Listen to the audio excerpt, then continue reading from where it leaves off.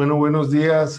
Les damos la más cordial bienvenida a nombre de la Universidad Autónoma de Chiapas y del SECOCICE a este ciclo de conferencias para celebrar los 70 años de la Corte Europea de Derechos Humanos, y queremos agradecerles a todos los que nos siguen.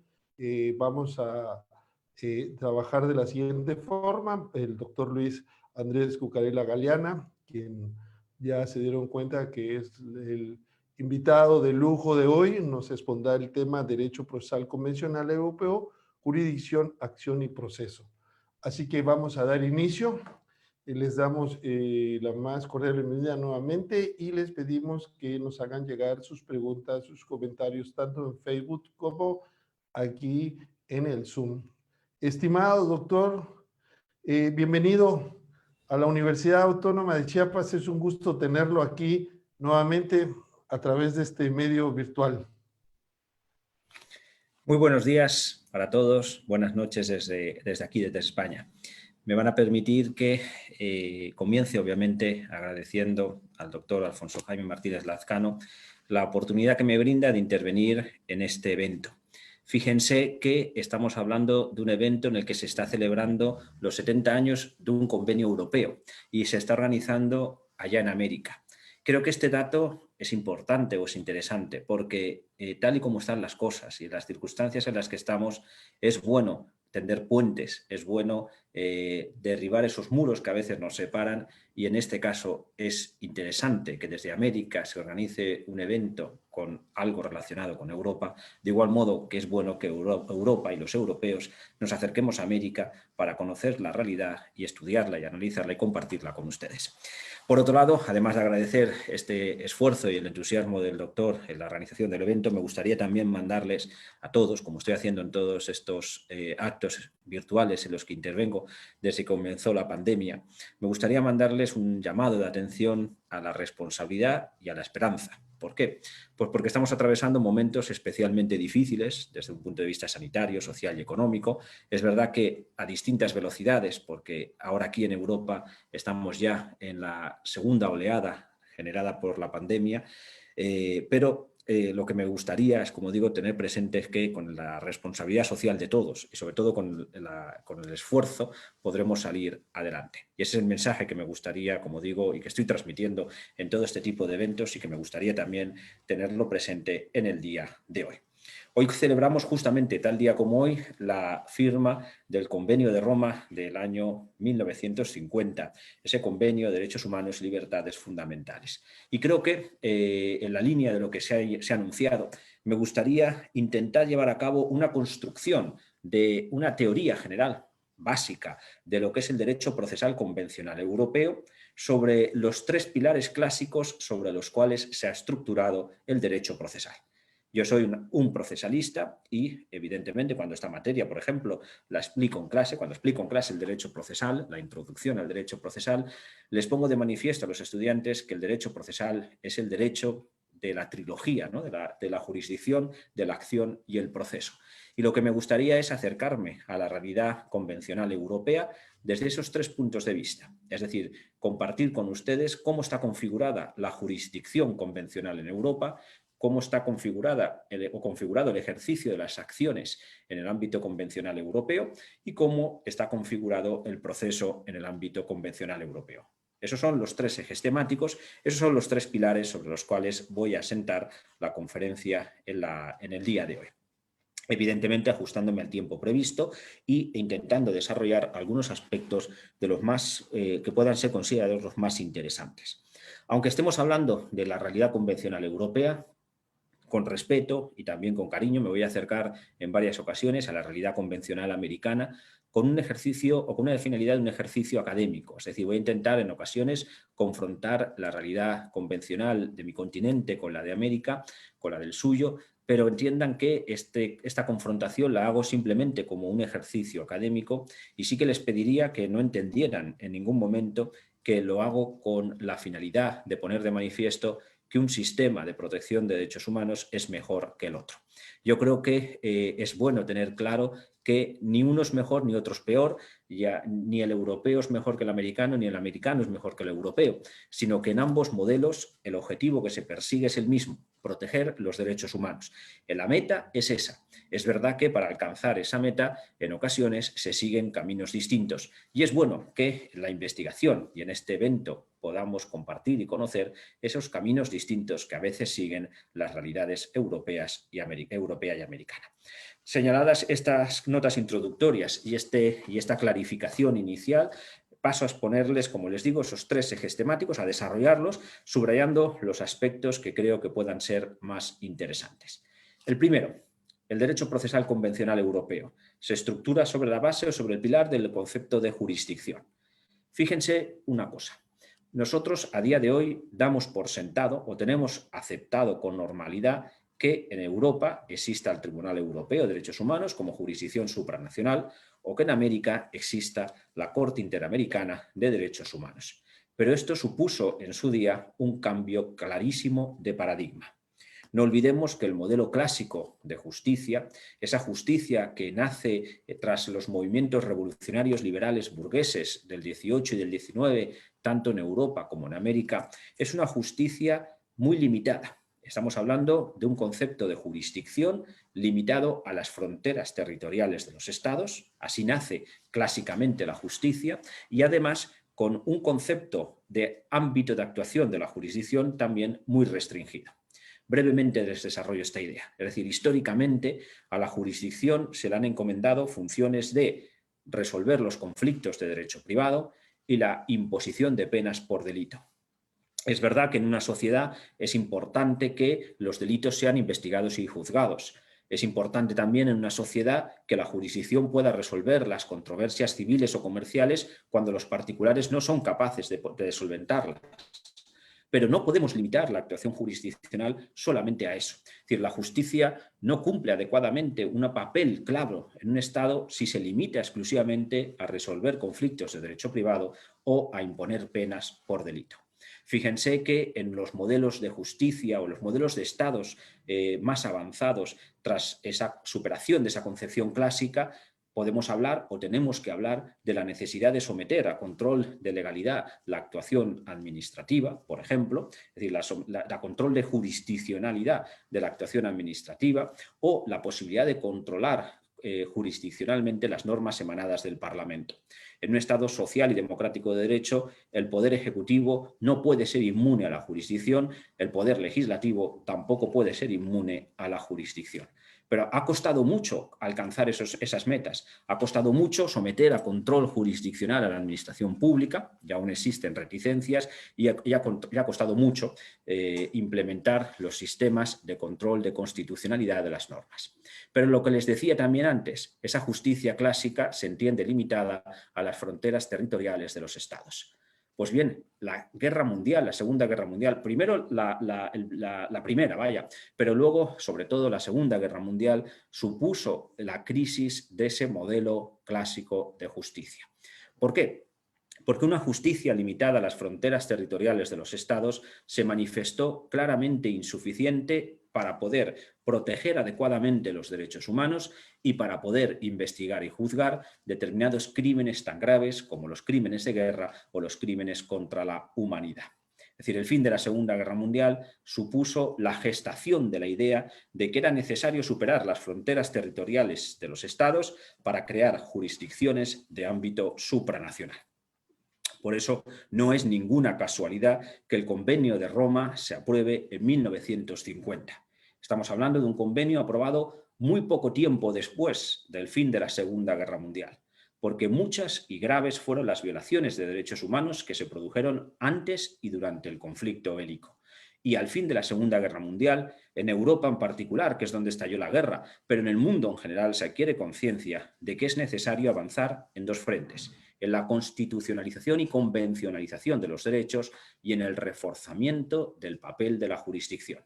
Es decir, una jurisdicción limitada a las fronteras territoriales de los estados es necesaria, pero también hay que complementarla con una jurisdicción de carácter supranacional que proteja adecuadamente los derechos humanos y que en su caso, aunque esto costó mucho más superar esos frenos, y que en su caso también pudiera juzgar los crímenes de guerra, crímenes contra la humanidad o crímenes de lesa humanidad. Como ustedes saben, y en relación con esta última cuestión, la Corte Penal Internacional ha costado mucho más ser implementada, pero que, en definitiva, la idea de crear esa Corte Internacional para enjuiciar esos crímenes se empieza a gestar también tras el fin de la Segunda Guerra Mundial. De hecho, en 1948, en el tratado que se firma para la prevención y sanción de los delitos de genocidio, ahí ya se hace referencia a la necesidad de crear esa Corte Internacional que pudiera juzgar estos crímenes. Por tanto, desde el ámbito jurisdiccional, como les digo, es un cambio de paradigma claro la creación del Tribunal Europeo de Derechos Humanos como primer órgano de enjuiciamiento o de protección de los derechos humanos, al que siguió cronológicamente la Corte Interamericana, como bien saben, y posteriormente la Corte Africana de Derechos Humanos.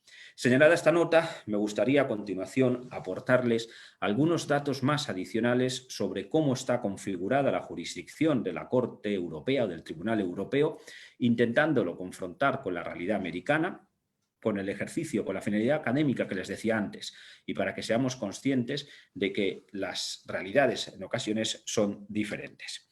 ¿Por qué digo que son diferentes? Pues porque, por ejemplo, el Tribunal Europeo de Derechos Humanos, como muchas veces he conferenciado en el ámbito internacional, es un tribunal que tiene carácter permanente, que tiene su sede en Estrasburgo, en Francia, y que está integrado por 47 magistrados. La razón de ser de este número es la siguiente. El Tribunal Europeo es un órgano del Consejo de Europa. El Consejo de Europa es una institución que nace tras la Segunda Guerra Mundial, en concreto en el año 1949. Un año antes, en 1948, una veintena de estados europeos comenzaron las negociaciones para crear esta institución en Europa, si bien finalmente el Tratado Constitutivo del Consejo de Europa lo firmaron solamente 10 estados europeos, como les he dicho, en el año 1949.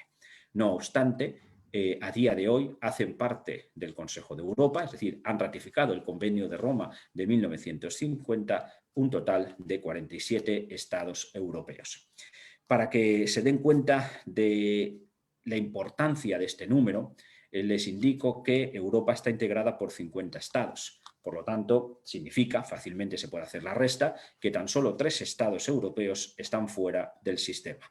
En concreto, Bielorrusia, Kazajistán y Ciudad del Vaticano. Bueno, bien, si nos quedamos con ese número cuantitativo, ese dato cuantitativo, podemos decir que es un éxito, ¿no? Porque, fíjense, como en 1949 nace el Consejo de Europa, en 1950 se aprueba el Convenio de Roma, poco tiempo después entra en vigor y entra en funcionamiento el Tribunal Europeo de Derechos Humanos y a día de hoy son 47 estados los que están dentro del sistema. Y esto es importante porque se ha logrado un equilibrio para conseguir que el mayor número posible de estados estén dentro del sistema. Ahora bien, desde un punto de vista cualitativo, ya no el cuantitativo, desde un punto de vista cualitativo, hay que tener claro que ese objetivo se ha logrado estableciendo un nivel de exigencia en lo que se refiere a la protección de los derechos un poco más bajo. Si me permiten que me exprese así, estamos hablando de que en el año 1950 se aprueba el Convenio de Roma. Las heridas de la guerra aún están muy frescas. Europa aún está rota. Es decir, si queremos que, y si me permite que me exprese así, este experimento funcione, lo que no podemos hacer es poner el listón muy alto porque un gran número de estados se nos puede quedar fuera. Entonces, el estándar que se establece de protección de los derechos es un estándar más reducido y eso ha posibilitado el éxito en cuanto a la pertenencia de los estados al Consejo de Europa, y la ratificación del Convenio de Roma del año 1950. Pero bueno, esto hay que tenerlo ahí claro y presente. Por un lado, hay que tener muy clara la fecha en la que se aprueba el convenio, 1950. Por otro lado, también hay que tener presente esa finalidad que se persigue, que haya el mayor número posible de estados dentro del sistema. Lo digo esto porque cuando se acercan ustedes o cuando yo me acerco a la realidad del Convenio de Roma o a la realidad del sistema europeo de protección de derechos humanos, hay que hacerlo siendo conocedor de estas dos realidades. Por un lado, como les decía, la fecha de 1950.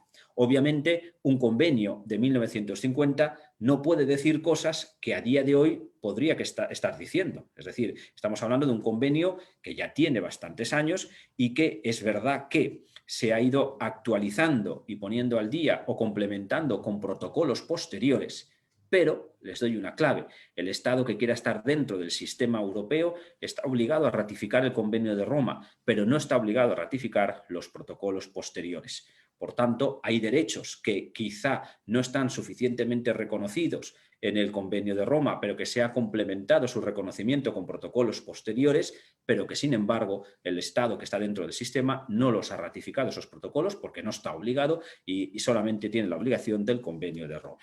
O por otro lado, segunda idea, hay algunos derechos que están regulados en el contexto histórico de 1950. Por ejemplo, el derecho al matrimonio. La regulación del derecho al matrimonio en el Convenio de Roma claramente vincula la relación matrimonial a la unión entre hombre y mujer.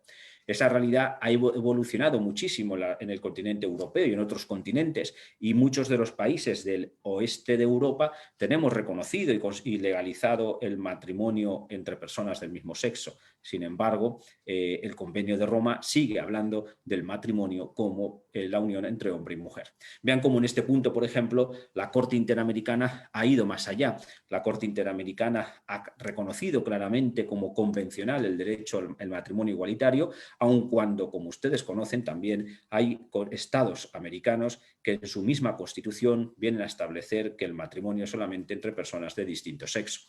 Es decir, va a plantearse un choque de convencionalidad entre la Constitución del Paraguay, por ejemplo, con el Pacto de San José y sobre todo con la jurisprudencia de la Corte Interamericana, o si no me equivoco también, por ejemplo, con la Constitución de la República de Honduras. Ese contexto, como les digo, hay que tenerlo bien claro para poder entender la jurisprudencia del Tribunal Europeo en ocasiones y para entender la redacción del convenio de 1950.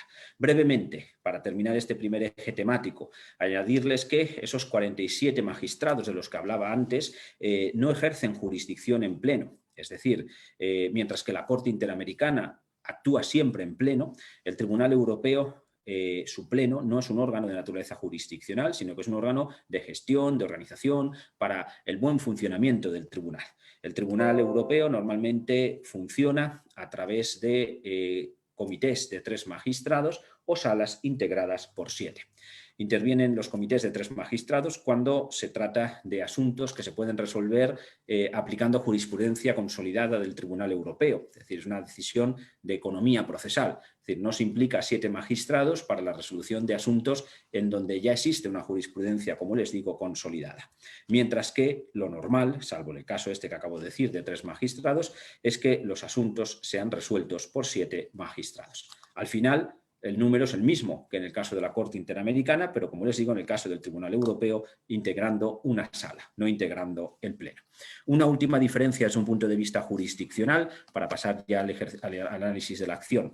En el sistema europeo, esas sentencias dictadas por las salas, integradas por 7, cuando planteen cuestiones graves relativas a la interpretación o aplicación del convenio o de sus protocolos adicionales, pueden ser impugnadas ante una gran sala integrada por 17 magistrados.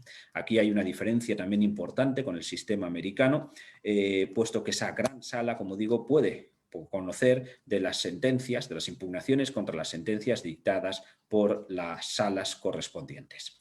Y les añado una nota más, así complementamos la conferencia que tuvieron ustedes ayer. Se acordarán que el protocolo 16 contempla la posibilidad de que se puedan elevar consultas a la Corte, al Tribunal Europeo, sobre una determinada cuestión, y que les indico que el órgano que resuelve esas consultas es esta gran sala a la que me estoy refiriendo. Por tanto, esta gran sala de 17 magistrados es la que resuelve las impugnaciones contra las sentencias de salas y, a su vez, es el órgano que eleva o que resuelve las consultas que les planteen las altas instancias judiciales de las naciones que hayan ratificado el protocolo número 16 del Convenio de Roma.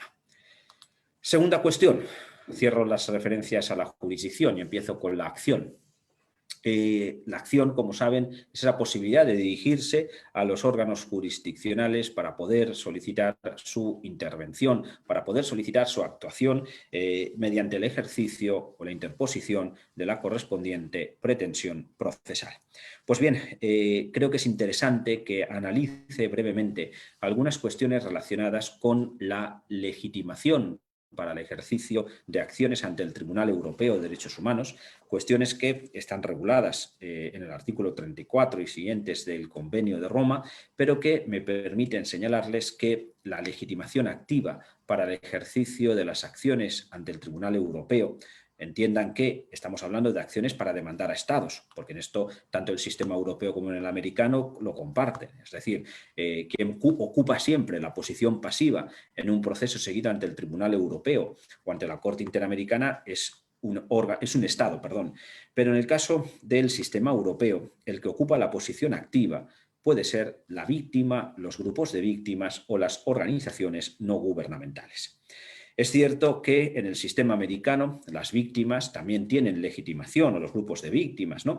Pero tengan presente que esa legitimación es para denunciar los hechos ante la Comisión Interamericana. Es posteriormente la Comisión la que selecciona los asuntos y presenta la demanda ante la Corte. Por tanto, quien ocupa la posición activa en el proceso seguido ante la Corte Interamericana es la Comisión Interamericana. Mientras que en el caso europeo no existe una comisión intermediaria, esa receptora de las denuncias que presenten las víctimas o las ONGs, sino que estas son las que pueden dirigirse directamente al Tribunal Europeo demandando al Estado o a los Estados que presuntamente hayan violado los derechos humanos. Si me permiten, me gustaría hacer dos observaciones, una en relación con las víctimas, otra en relación con las organizaciones no gubernamentales, con el objeto de completar este segundo eje temático de la conferencia. En relación con las víctimas, es evidente que víctima es la persona que ha sufrido una injerencia en el ámbito de su derecho humano, es decir, aquella persona a la que se le haya lesionado algún derecho de los que están recogidos en el Convenio de Roma o en los protocolos adicionales. Esa sería, obviamente, la víctima directa. No obstante, he de indicarles que a partir de la década de los 80 se genera también una jurisprudencia, a los 80 del siglo pasado, obviamente, se genera una jurisprudencia muy interesante en el sistema europeo en relación con el concepto de víctima potencial o víctima en potencia que brevemente les quería compartir. En concreto, esa jurisprudencia permite que una persona que pertenezca a un grupo o categoría de personas que se ven afectadas por una posible aplicación de una norma que pudiera ser discriminatoria o que pudiera suponer o implicar la lesión de cualquier otro derecho humano, esa persona, aun cuando no se le haya aplicado esa norma, puede dirigirse al tribunal y presentar la correspondiente demanda contra el Estado. Es decir, estamos hablando de una víctima que puede serlo en potencia, que puede llegar a serlo, mejor dicho, pero que a día de hoy no es una víctima efectiva, no es una víctima directa, sino que es una víctima en potencia. Esto, si me permiten, lo podríamos traducir entendiéndolo como una posibilidad de ejercicio de un amparo o de una acción de tutela frente a una ley, sin necesidad de que esa ley haya sido directamente aplicada a una persona. Y ya no solo se permite frente a leyes que puedan causar un perjuicio, sino también contra conductas o actuaciones, etc. Es decir, estamos hablando de grupos o personas, como les digo, que pertenezcan a una categoría o clase de personas que pudieran verse afectadas por esa norma o por esa práctica. Les pongo una referencia, un ejemplo para que me puedan entender, que es el caso SAS contra Francia, SAS con S, S-A-S, que es el caso en el que el Tribunal Europeo se pronuncia sobre la demanda que presenta una mujer de religión musulmana contra Francia, porque en ese país se obliga a las mujeres de religión musulmana, o mejor dicho, se prohíbe a las mujeres de religión musulmana que utilicen el velo integral. Esta esta persona cuya identidad queda simplemente oculta en esas iniciales, entendió que esa norma, era discriminatoria porque le obligaba a exhibir el rostro en los espacios públicos y que era una norma discriminatoria por no respetar su derecho a la libertad religiosa.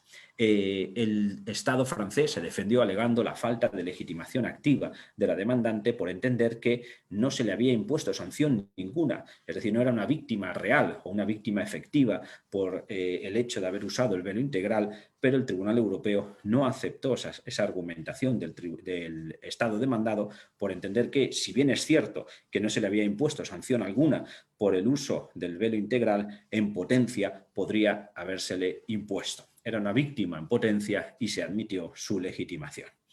En relación con las organizaciones no gubernamentales, para cerrar este segundo eje temático, me gustaría también señalarles una cuestión interesantísima. Y es que, como regla general, para que una ONG pueda presentar una demanda ante el Tribunal Europeo de Derechos Humanos, es necesario que la víctima, previamente a la presentación de la demanda, autorice a la ONG y que además, durante el desarrollo del proceso, víctima y ONG mantengan una comunicación, estén en contacto.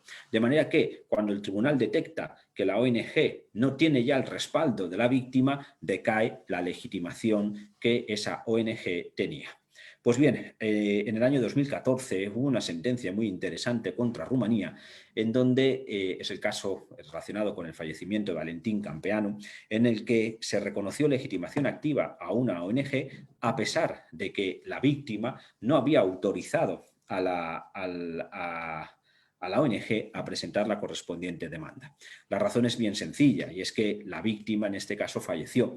Era una persona que estaba ingresada en un centro de acogimiento público de Rumanía y que no fue debidamente atendida para nutrirla o curarla o tratarla de las enfermedades que padecía, y esto motivó que con 19 años falleciera. Pero hubo una ONG que decidió demandar al Estado rumano tras haber agotado las instancias internas por entender que no se estaban respetando los derechos de las personas en acogimiento público en esos centros de Rumanía, y Rumanía se defendió precisamente alegando que esa ONG no tenía la autorización de la víctima para presentar la demanda. Sin embargo, el Tribunal Europeo le admitió la legitimación. Y me parece muy interesante en la medida en que, sin profundizar ahora, sin perjuicio de que si quieren luego en el debate podemos hacerlo, deja la puerta abierta a que las organizaciones no gubernamentales puedan actuar en defensa de derechos de una colectividad. En este caso estábamos hablando de actuar en defensa de los derechos de personas en situación de discapacidad o personas en situación de enfermedad que no estaban suficientemente protegidas en el ámbito del sistema legal de ese país. A mí esta sentencia, salvando las distancias, me evoca un poco el caso Panchito López contra el Paraguay, que conocerán ustedes del sistema interamericano. Salvando las distancias, insisto, pero viene a hablar de esa necesidad de proteger adecuadamente el derecho a la vida, el derecho a la salud, el derecho a la evitación de discriminaciones y proteger adecuadamente a todas esas personas que están bajo dependencias públicas. En el caso Panchito López, si no me equivoco, eran menores, pero en este caso eran personas en situación de discapacidad. Y tercera y última consideración, o tercer eje temático sobre el proceso. Son muchas las cuestiones que podrían decirse sobre el proceso seguido ante el Tribunal Europeo de Derechos Humanos, pero me gustaría tratar una sola de ellas para ajustarme al tiempo que tengo previsto, indicándoles que este proceso ha ido evolucionando, obviamente, la regulación, y una de las principales evoluciones ha tenido lugar hace pocos años mediante la reforma del Reglamento de Funcionamiento del Tribunal Europeo de Derechos Humanos, en donde se introdujo el procedimiento para la emisión de sentencias piloto. Entiendan que el Tribunal Europeo, o mejor dicho, el Comité de Ministros del Consejo de Europa, que es el órgano ejecutivo de este órgano, de esta institución europea, pidió al Tribunal Europeo que articulara algún mecanismo que permitiera dar una respuesta más efectiva, más completa a los supuestos de pluralidad de demandas y en los supuestos, sobre todo, en los que existieran fallos estructurales o sistémicos en los ordenamientos jurídicos o en las prácticas judiciales o administrativas de un país.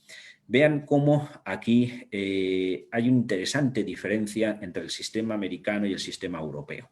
Lo digo porque para ustedes es normal y están habituados a encontrarse sentencias de la Corte Interamericana donde no solamente se está hablando de la reparación a la víctima, no solamente se está hablando de la del correspondiente indemnización o resarcimiento a la víctima, sino que se incluyen toda una serie de medidas de reparación, ya no solo individual, sino general, para que, como digo, para ustedes es lo habitual.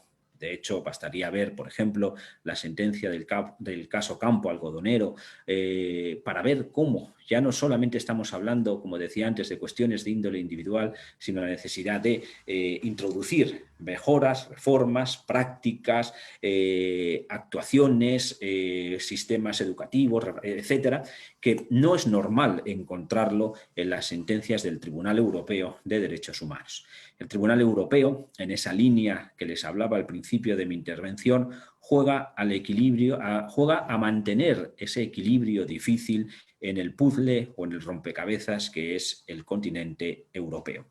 Y en ese sentido suele manejarse o suele quedarse a un nivel de reparación individual en sus sentencias. Es decir, viene a indicar si el Estado tiene o no que indemnizar en su caso a la víctima o incluso en ocasiones le impone algún tipo de obligación de hacer, como por ejemplo poner en libertad a esa persona que está indebidamente privada de libertad.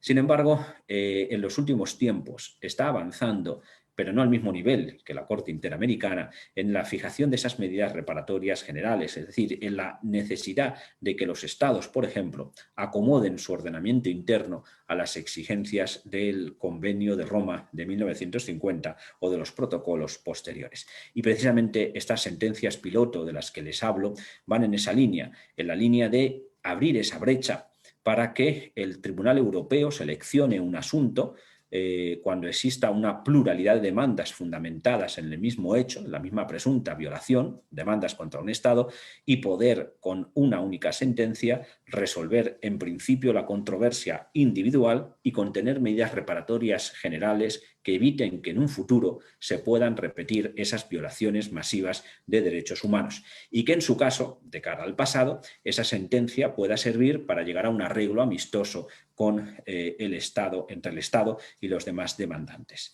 Estamos hablando de sentencias que protegen a un número, fíjense, de 80.000 o de 100.000 víctimas, porque estamos hablando de violaciones masivas de derechos humanos y es el frente que ha abierto el Tribunal Europeo para intentar otorgar una tutela colectiva de derechos humanos.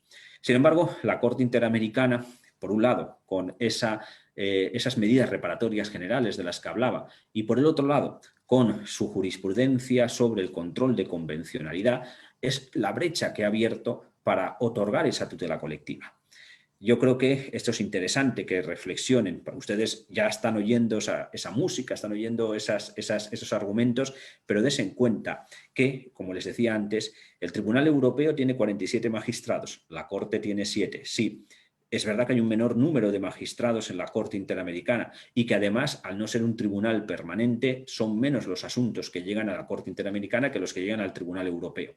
Pero, sin embargo, la Corte Interamericana ha buscado ese mecanismo a través del cual, ese mecanismo, el control de convencionalidad, a través del cual todos los jueces del sistema pasan a ser jueces convencionales.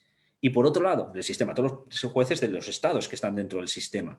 Y por otro lado, que esas sentencias, que es verdad que cuantitativamente hablando son menos que las que dicta el Tribunal Europeo, que esas sentencias puedan tener un mayor impacto, en definitiva, porque aun cuando se trate de una sentencia contra la República de Argentina, contra México, obviamente cualquier juez de cualquier otro país del continente americano que esté dentro del sistema la va a tener que tener en cuenta y va a tener que aplicar ese control de convencionalidad para garantizar la supremacía del derecho convencional sobre el derecho interno. Por otro lado, también ha ido la Corte Interamericana más allá y es interesante, y con esto ya voy cerrando mi intervención, con la posibilidad de el acceso directo de los derechos económicos, sociales y culturales y medioambientales a los tribunales. Creo que esta reflexión con la que cierro la conferencia creo que es interesante que nos la tengamos aquí ahora sobre la mesa y sobre todo en estos momentos en los que estamos atravesando, mejor dicho, y a los que me refería al inicio de mi intervención.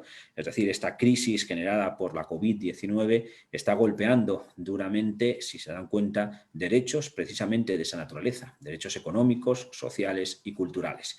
Y es necesario que nos paremos a reflexionar cómo esta crisis tiene que generarnos una reflexión, por un lado, y sobre todo un compromiso, porque de igual modo que tras la Segunda Guerra Mundial, una gran crisis que sufrió la humanidad, se reforzó o nació y se asentaron los pilares del Estado democrático y de derecho, yo creo que ahora tenemos que reforzar el tercer pilar, que es el de los derechos económicos, sociales y culturales. Tenemos que hacer esa reflexión y asumir el compromiso no solamente de reconocer efectivamente esos derechos, sino de dotarles de instrumentos efectivos para su protección. Y ahí el derecho procesal tiene que decir mucho y sobre todo este control de convencionalidad que ustedes tienen tan extendido y tan consolidado jurisprudencialmente hablando por parte de la Corte, lo apliquen. Porque nos vamos a encontrar, sin lugar a dudas, con países que tengan frenos o trabas legislativas para otorgar una protección efectiva a estos derechos. Y no olviden que esa jurisprudencia sobre el control de convencionalidad está haciendo un llamado a todos los jueces y funcionarios del sistema o de los países que están dentro del sistema para que eliminen esas trabas internas y apliquen efectivamente la Convención o el Pacto de San José y la jurisprudencia generada por la Corte Interamericana. Creo que, como les decía al principio, hemos realizado un análisis, un acercamiento a las realidades europeas y americanas. Cuando hablo del continente americano, como quien me conoce lo sabe, lo hago con gran cariño y me acerco a esa realidad con la objetividad académica e intento transmitir esta objetividad en mi exposición, habiéndoles puesto sobre la mesa la realidad americana y la europea, sabiendo que el objetivo que nos une es ese, llegar a conseguir la efectiva protección de los derechos humanos y de las libertades fundamentales. Muchísimas gracias. Muchas gracias, doctor Luis Andrés Cucarella Galeana. Excelente exposición. De hecho, en Facebook participan más que en este chat. Saludamos a María de Los Ángeles, Sonora, a Emma Vázquez, a Carmela Hernández, a Emma Vázquez, Alberto Espinosa, a todos los que nos siguen desde Mampastepec. El doctor Marcelino Garcete manda un saludo por la excelente exposición al doctor Luis Andrés y Celi Román también manda un saludo. Bueno, para empezar con la sesión de algunas preguntas, ¿cómo podríamos determinar si la Convención Europea de Derechos Humanos, qué tanto ha influido, de tu perspectiva, doctor, en el derecho nacional de los estados parte? ¿Qué tanto ha influido en su sistema interno? Yo creo que mucho, es decir, no perdamos de vista que, como les decía antes, Europa sale de la Guerra Mundial rota en todos los sentidos, económicamente hablando, cultural, jurídicamente, y les he hablado en la exposición del Consejo de Europa como institución que nace para reconstruir Europa desde el punto de vista de los derechos humanos, pero no olvidemos que en Europa existe otra gran institución que es la Unión Europea. Es decir, hay dos grandes instituciones en Europa que están jugando un papel clave en el mantenimiento de la paz y en el mantenimiento de los derechos en el ámbito europeo. Podremos siempre encontrar puntos débiles, podremos encontrar críticas que se puedan hacer a la Unión Europea o a la realidad o al funcionamiento del sistema europeo de protección de derechos humanos, pero aún así serán mucho menos las críticas que las virtudes. Entonces, en ese sentido, dando respuesta a la pregunta que se me formula, yo creo que es clave el papel que ha desempeñado, que está desempeñando, porque lo sigue desempeñando, obviamente, el Consejo de Europa y el Convenio de Roma del año 1950. Y les pongo un ejemplo, en el caso español, para que se den cuenta. España, como saben, no participa en la Guerra Mundial pero no participa porque está recién salida de la Guerra Civil Española, que termina en 1939, en donde estamos ya en el proceso de dictadura militar del general Franco, pero que todas esas décadas, de los 40, los 50, los 60, los 70, España estuvo fuera de la dinámica europea de reconstrucción, porque estaba aislada por ese régimen dictatorial. España empieza la transición de la dictadura a la democracia del 75 al 78, en el 78 se aprueba la Constitución y se da un salto importante en lo que se refiere a los derechos humanos y se toma como referencia la importancia de esos tratados o convenios internacionales de los que España es parte, porque España ratifica el Convenio de Roma antes incluso de la aprobación de la Constitución. Es decir, la presencia del Convenio de Roma está muy presente en la realidad de los constituyentes españoles y, de hecho, el artículo 10 de la Constitución viene a señalar que todos los derechos fundamentales reconocidos en la Constitución se deben interpretar de acuerdo con los tratados y convenios internacionales de los que España sea parte en materia de derechos humanos. Por tanto, la influencia, como digo, está clara a la hora de configurar el sistema constitucional y, por otro lado, está clara a la hora de influenciar la jurisprudencia interna, ya no solo española, sino en el resto de países. No olvidemos que el Tribunal Europeo es un tribunal supranacional, es el tribunal que nace para enjuiciar a los estados y que, obviamente, en el caso, su jurisprudencia es muy tenida en cuenta para la resolución de asuntos en el ámbito interno, sin perjuicio, obviamente, de que si no son protegidos adecuadamente los derechos, agotadas las instancias, se puede acudir al Tribunal Europeo de Derechos Humanos. Pero yo creo que la influencia está ahí y es clara. Pero les indico lo que les apuntaba antes. Tengan muy presente que hay algunos derechos que no están convencionalizados.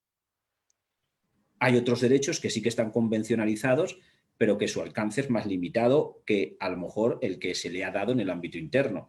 Yo les he puesto el ejemplo del derecho al matrimonio, por ejemplo, pero podríamos hablar también del derecho al medio ambiente. Ese derecho no está en el Convenio de Roma de 1950, aunque sí que la jurisprudencia del Tribunal Europeo lo ha acabado reconociendo. Es decir, tenemos que tener muy presente que la realidad convencional está ahí, aunque, por desgracia, tanto en España como en otros países europeos, y yo creo que pasa en todos los países ya del mundo, esta crisis está generando mucha cerrazón y mucha necesidad de levantar otra vez de nuevo las fronteras y de reclamar las soberanías nacionales, y eso no es bueno, porque pasos hacia atrás en la reconstrucción de Europa son pasos hacia atrás en el mantenimiento de la paz.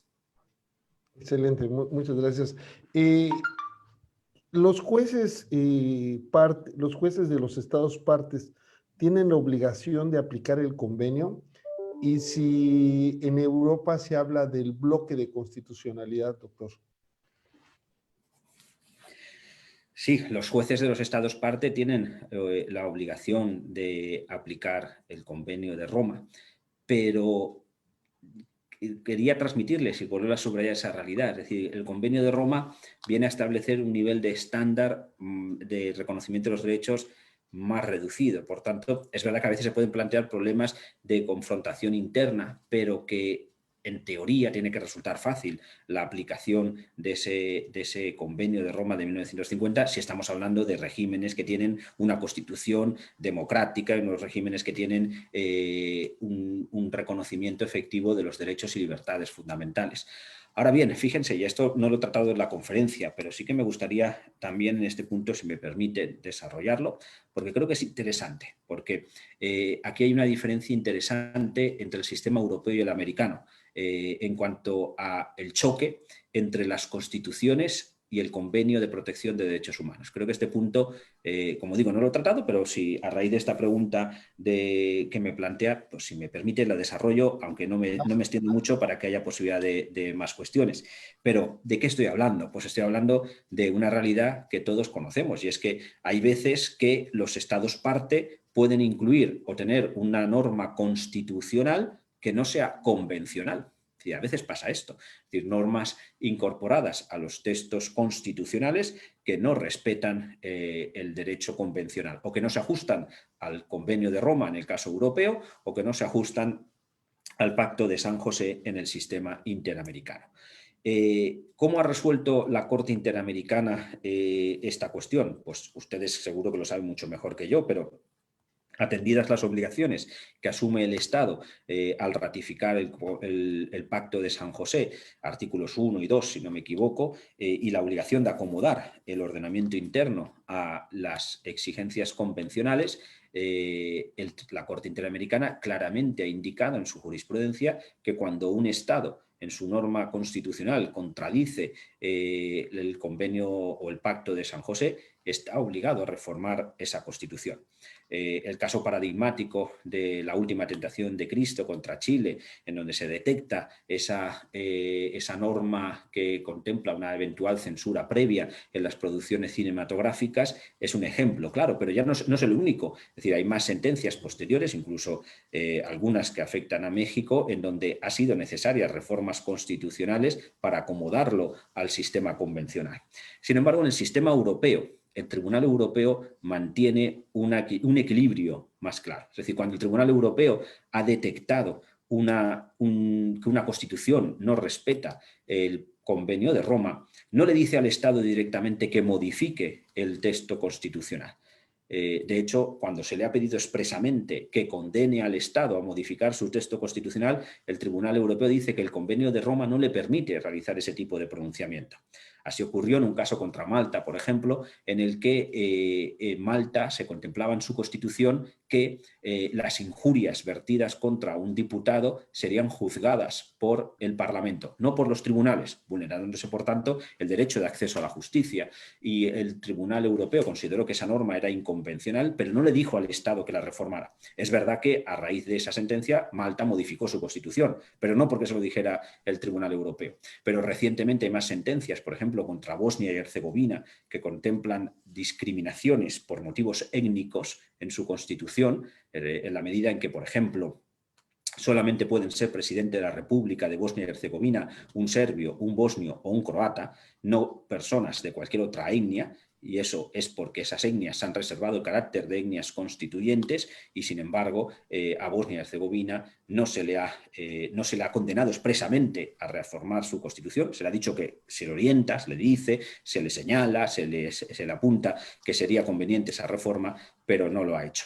De hecho, fíjense que por un lado el Tribunal Europeo le dice eso a este país y por otro lado la Unión Europea le impone a Bosnia y Herzegovina, eso sí, un poco más fuerte, la obligación de reforma constitucional en ese sentido para admitirla en el seno de la Unión. Es decir, se abren esos frentes, pero como les digo, para que se acomode la Constitución.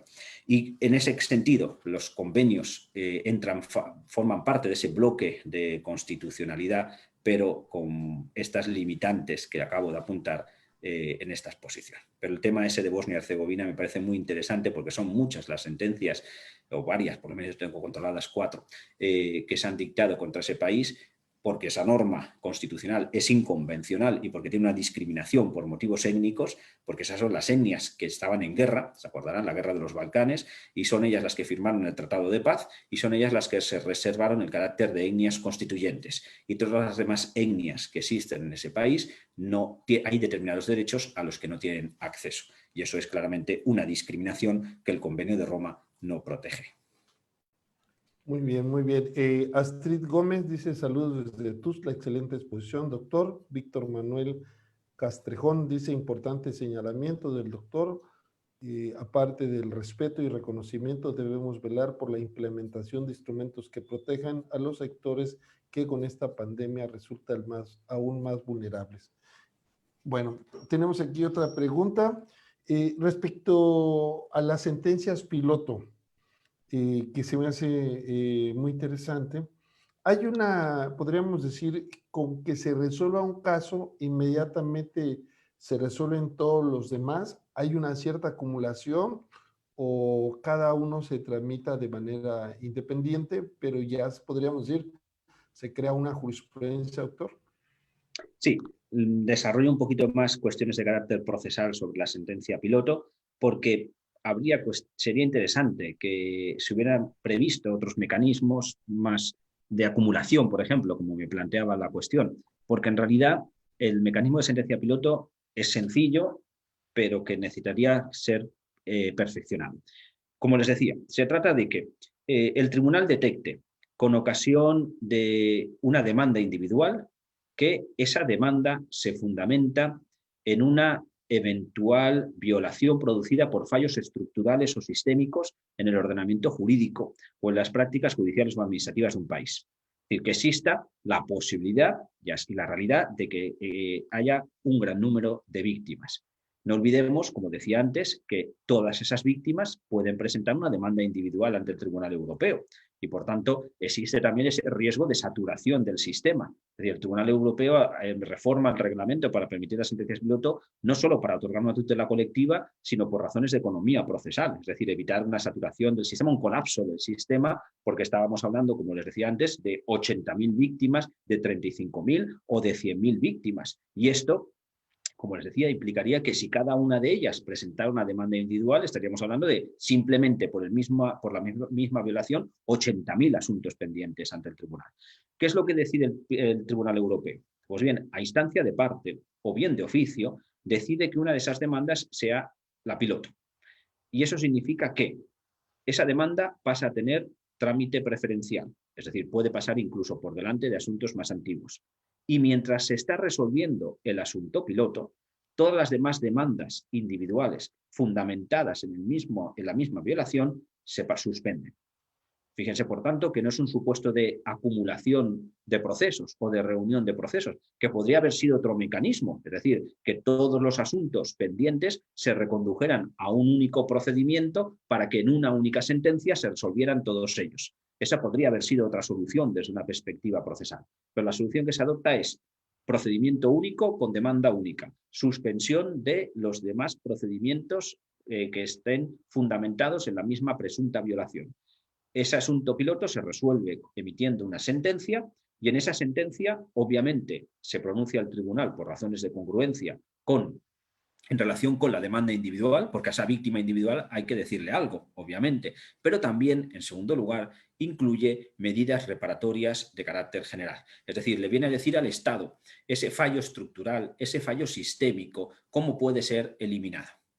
Y como les decía antes, si el Estado cumple, bueno, normalmente le fija un plazo al Estado para que cumpla, ¿vale? Si el Estado cumpliera, hemos evitado que de cara al futuro se produzcan las nuevas violaciones. Es decir, si se eliminara ese fallo estructural, si se reformara el ordenamiento jurídico, de cara al futuro no va a haber nuevas violaciones. Pero claro, de cara al pasado, tenemos toda una serie de asuntos que están aún pendientes, porque se ha presentado una demanda, o varias demandas, perdón, miles de demandas ante el Tribunal Europeo fundamentadas en la misma violación. En ese caso, ¿qué es lo que hay que hacer? Bueno, pues lo que se pretende por parte del tribunal y del reglamento es que el Estado parte y los demandantes individuales lleguen a un arreglo amistoso, tomando como referencia el contenido de la sentencia piloto. Pero claro, el éxito de este mecanismo está en que, por un lado, el Estado reforme su ordenamiento jurídico de cara al futuro, como decía antes, y por otro lado, que el Estado arregle amistosamente las controversias con esos demandantes individuales. Porque si no se reformara el ordenamiento jurídico o no se llegara a un arreglo amistoso, los asuntos siguen estando ahí y hay que resolverlos. Y entonces se levantaría la suspensión y el mecanismo no habría servido en los casos en los que no haya una voluntad de colaboración del Estado.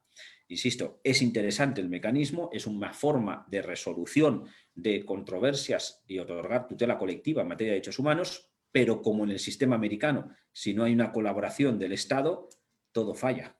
Porque si el Estado no colabora, evidentemente los mecanismos saltan por los aires. La primera sentencia piloto, si me permiten, les comparto el caso, otorgó tutela a 80.000 personas.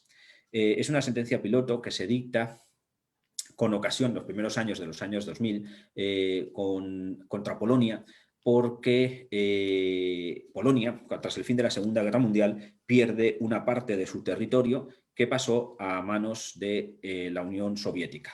En concreto, un río, el Bug, fija una nueva frontera territorial entre Polonia y la Unión Soviética y lo que quedaba más allá del río Bug pasaba a ser territorio soviético.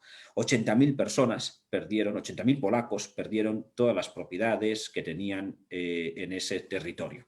Polonia se comprometió con esas personas a resarcirles por esa pérdida patrimonial, pero no articuló ningún mecanismo para poder reclamar en el ámbito interno el cumplimiento de esa obligación. De manera que las víctimas que perdieron esas propiedades, cuando acudían al ámbito interno pidiendo que se les compensara, no podían hacerlo, no podían obtener esa compensación y empezaron a presentar demandas ante el Tribunal Europeo de Derechos Humanos. Y esas demandas, ese supuesto, el tribunal lo detectó como un fallo estructural, la ausencia de esa regulación normativa del mecanismo para el resarcimiento, y condenó a Polonia, le fijó un plazo para que reformara su ordenamiento jurídico, que si no me equivoco fue de 6 meses. En 6 meses se llevó a cabo esa reforma legislativa y digamos que en este primer caso la sentencia piloto cumplió con su objetivo. Es decir, se eliminó el fallo estructural y sistémico existente en el ordenamiento jurídico de ese país.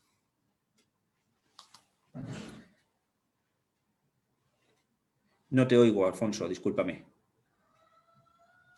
Perdón, tenemos una pregunta de Juan José Tames Robles. De hecho, la hizo aquí en el Zoom y la hace también en el Facebook, doble seguidor de este evento. Muchas gracias, Juan. ¿Me podría relatar de manera lineal el proceso desde la demanda hasta la ejecución de la sentencia? Bueno, esa es la pregunta de Juan José. No sé si en forma sintetizada nos podría relatar, doctor, Sí, desde la presentación de la demanda la hasta el estructura. cumplimiento. Y que también era otra pregunta que teníamos, ¿cómo se da el cumplimiento de las sentencias? Es decir, ¿a quién le corresponde la supervisión del cumplimiento? Saludamos a Carolina Román, ella nos ve desde Ecuador. Siempre está con nosotros, así que le mandamos un fuerte abrazo. También a Rosalinda Bravo Lozada. Excelente, felicita al doctor Luis Andrés Cucarella Galeana. Adelante, Perfecto, doctor, por sí. favor. Las dos preguntas perfectamente se complementan, porque justamente uno de los aspectos que quería desarrollar dando respuesta a la pregunta de Juan José era el relacionado con la ejecución de las sentencias. Por tanto, como digo, se complementan. En esencia y en estructura, la dinámica procedimental es como cualquier otra, es decir, evidentemente comienza con la demanda y con las iniciales fases de alegaciones, con las distintas fases intermedias para llegar a la sentencia. Pero me gustaría destacar procedimentalmente algunos aspectos. Por ejemplo, la demanda, en principio es fácil la presentación de la demanda ante el Tribunal Europeo de Derechos Humanos. De hecho, existe un modelo que se puede descargar de la página web del mismo tribunal y que para presentarla ni siquiera inicialmente hace falta la intervención de abogado para la presentación. Una vez que sea admitida, sí. Es decir, ahí sí que a partir de ese momento, sí. Pero sí que me gustaría destacar que el Tribunal Europeo de Derechos Humanos es más estricto, es mucho más estricto y más riguroso que la Corte Interamericana a la hora de permitir el acceso. Pero entiendan por qué razones estamos hablando de esas restricciones, o es más escrupuloso a la hora de exigir cumplimientos de carácter formal o de invocación para poder acceder al tribunal. Tengan presente lo que decíamos antes. La Corte Interamericana son menos los asuntos que llegan a la misma.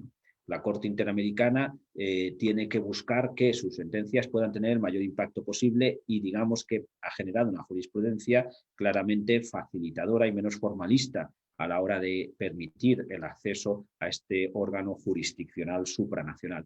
Sin embargo, el Tribunal Europeo es más restrictivo a la hora de permitir ese acceso.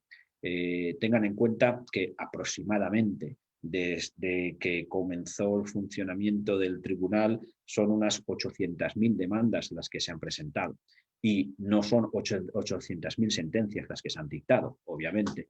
Es decir, hay un proceso de selección de esas demandas, pero de igual modo que existe una selección por parte de la Comisión Interamericana. Es decir, lo digo porque que haya una selección en el sistema europeo es una necesidad atendido el gran número de demandas que se pueden presentar.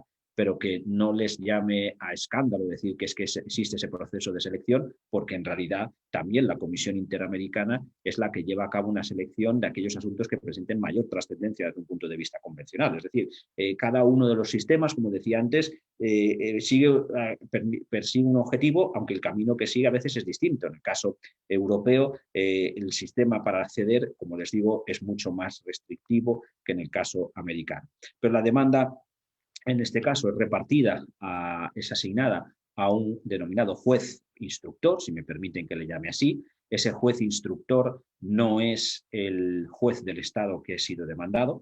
No se olviden que en el Tribunal Europeo de Derechos Humanos hay un juez por cada Estado. Por tanto, siempre va a haber un magistrado de ese tribunal, de ese Estado que ha sido demandado, pero como les digo, esta labor inicial de preparación, de instrucción, como me gusta llamarla a mí, nunca se encomienda al magistrado del Estado que ha sido demandado. Ese juez instructor, una vez que vaya adelante con el proceso, remite las actuaciones, como les decía antes, o al comité de 3 magistrados o a la sala de 7. La remisión a un comité de 3 magistrados o a una sala de 7 está en la clave que les apuntaron. Si existe jurisprudencia consolidada por parte del Tribunal Europeo, es decir, si ese asunto se puede resolver con este tipo de jurisprudencia que ya está consolidada, se implica solamente a 3 magistrados para que puedan resolver. Ahora bien, cuando son los 3 magistrados los que actúan, se exige unanimidad. Es decir, la sentencia la tienen que dictar por unanimidad. Si no alcanzaran esa unanimidad, entonces tienen que remitir a una sala de 7. Las salas de 7 no juzgan con unanimidad, basta la mayoría.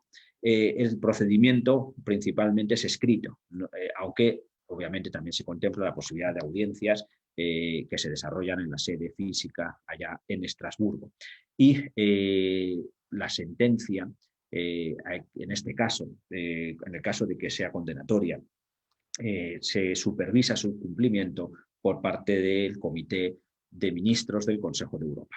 En el sistema americano, ustedes saben que la supervisión de cumplimiento la lleva a cabo la misma Corte Interamericana, mientras que en el caso europeo no es el Tribunal Europeo el que supervisa el cumplimiento, sino que es otro órgano del Consejo de Europa.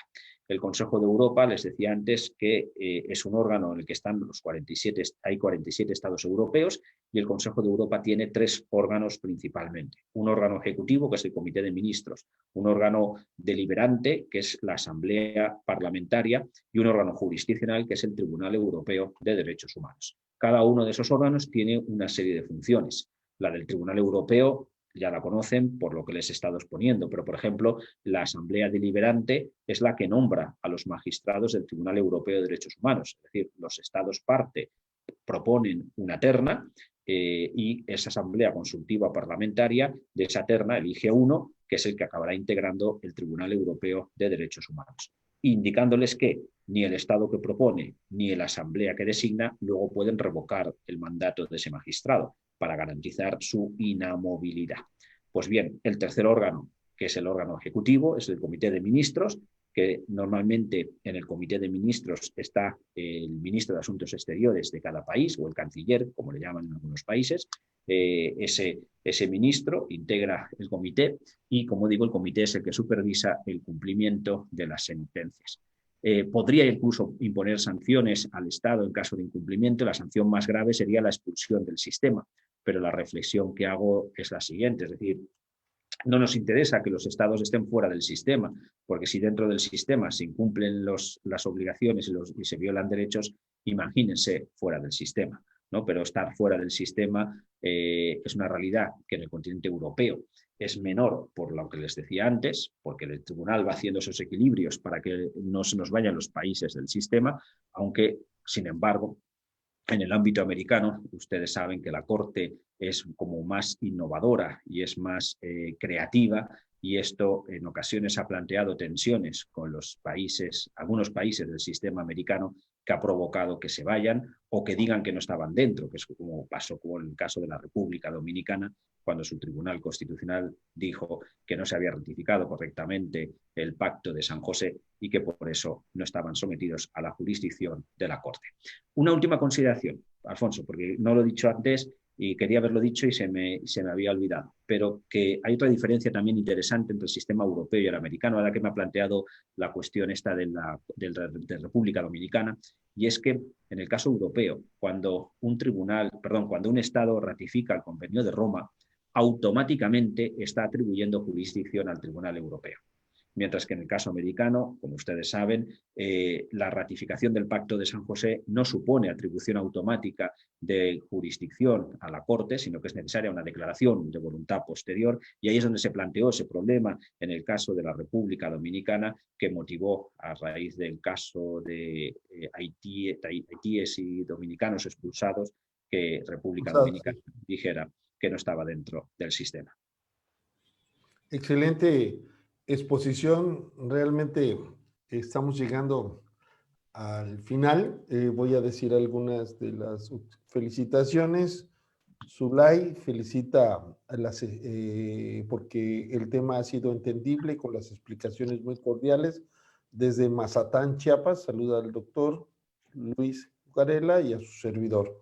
También Alondra García, desde Tuxtla Gutiérrez. Héctor Lara, excelente ponencia, saludos desde Villaflores, Chiapas. Y me parece excelente la exposición del doctor. Entiendo que la finalidad de los derechos humanos es la misma en Europa como en América. Se me ocurre que si existe la posibilidad de globalizar o homologar los dos continentes en mecanismos de materia de derechos humanos con la facilidad de agilizar los reclamos de las víctimas y menos sería para presentar, en términos generales, agilizar los trámites. Y Welbet Oleska felicita al doctor por su gran exposición, Luis Andrés, y nos manda a saludar desde la Ciudad de México. Mi querido amigo Luis Andrés Cucarella, ha sido una exposición realmente muy completa. Estamos muy agradecidos. Para terminar, quisiéramos, no sé cuál sería la conclusión final de tu exposición en el marco de los 70 años de la Convención Europea de Derechos Humanos. Adelante, doctor. Mi conclusión, incluso voy a aprovechar una observación que no me ha apuntado el nombre, pero que se ha hecho antes, hace un rato me la has transmitido, sobre la necesidad de proteger a los más vulnerables. Yo creo que el Convenio de Roma de 1950 cumple 70 años, pero está maduro, pero no viejo. Es decir, evidentemente hay mucho que hacer aún, hay mucho camino por recorrer, tanto en Europa como en el resto de continentes. Es decir, nadie está a salvo de ningún Estado, ningún continente está a salvo de las violaciones de derechos humanos. Y más aún en estos momentos especialmente difíciles. Como le apuntaba antes, esta crisis está golpeando los derechos económicos, sociales y culturales, o los derechos tan básicos como el derecho a la vida de muchas personas, y que justamente esa reflexión sobre esos colectivos más vulnerables nos la tenemos que hacer. Nos la tenemos que hacer, o se la tienen que hacer ustedes allá, como les dijo la Comisión Interamericana, por ejemplo, con la población carcelaria o con las comunidades originarias. Es decir, cómo esos derechos básicos puede que estén siendo especialmente golpeados en esos colectivos y otros. Pero pensemos, por ejemplo, que esa reflexión también aquí en Europa nos la tenemos que hacer, por ejemplo, con nuestras personas mayores. Es decir, el COVID se ha ensañado cruelmente con nuestras personas mayores. El 80% de los fallecidos en España son personas mayores y muchos de ellos internados en centros geriátricos. Yo creo que es momento de que nos paremos a reflexionar de si el modelo de asistencia geriátrica, si el modelo de residencias que tenemos en Europa, en donde tenemos una población muy envejecida, es el que respeta adecuadamente la dignidad de estas personas. Esa es la reflexión que me hago. Es decir, ese Convenio de Roma de 1950, esta crisis que estamos pasando, nos tiene que llevar a reflexionar sobre el derecho de muchos colectivos, personas mayores o también inmigrantes. El problema corrijo inmediatamente, la cuestión de la inmigración es una cuestión que tenemos que afrontar con el respeto a la dignidad de las personas y que golpea duramente también aquí en el continente europeo, donde hay tantas personas inmigrantes que pueden resultar o están siendo afectadas por esta realidad. Es decir, yo creo que es hora de que cerremos esta crisis cuando la pasemos, pero con la lección aprendida, como decía antes, de que miremos atrás, que sepamos lo que ha pasado, que seamos conscientes de lo que ha pasado y de que reformemos y actuemos y dotemos de efectividad a los derechos humanos de cualquier naturaleza, pero sobre todo pensando en esos colectivos más vulnerables en lo que se refiere a la salud y otro tipo de derechos que hayan podido resultar afectados. Pues muchas gracias, doctor Luis Andrés Cucarella Galeana. Realmente quiero reconocer a nombre de la Universidad Autónoma de Chiapas. Vamos a pasar a manera de compartir con los que nos siguen el reconocimiento que la universidad ha extendido por tu brillante exposición. También quiero destacar que el doctor Luis Andrés Cucarella Galeana es mi amigo, he estado yo en Valencia, hemos hecho muchas actividades académicas conjuntas y pues para nosotros es un honor tener a él, porque de una u otra manera siempre se ha destacado por su profesionalismo, su profundidad y sencillez en la exposición, que ahora pues lo ha quedado resaltado. Así que muchas gracias por estar con nosotros, Luis. Realmente es un honor tenerte con nosotros y invitamos para seguir con este ciclo de conferencias magistrales. El día de mañana a las 9 de la mañana tendremos la participación de un profesor europeo de Italia, Angelo Vigliasi Ferrano. Entonces los esperamos ahora sí a las 9 de la mañana. Ayer dijimos que esta charla iba a ser a las 9, pero tuvimos un desfase, siempre las diferencias de horario a veces se complican, pero lo pudimos ajustar a tiempo. Así que agradecemos a todos los que nos han seguido y a todos los que nos han seguido en esta brillante exposición. Doctor, ¿ibas a decir algo? Sí, no, agradecer al público y las preguntas, las intervenciones y obviamente agradecerte a ti la invitación y la colaboración y la amistad. Como decías, son muchos años ya colaborando en distintas actividades, publicaciones, libros, clases que he impartido ahí físicamente, congresos que has organizado tú en México, congresos que has organizado en Valencia, y eso es lo que queda, es decir, esos puentes que se tienden entre las personas y entre Europa y América, porque en definitiva, en una época en la que se levantan tantos muros, lo que hay que hacer es tender puentes.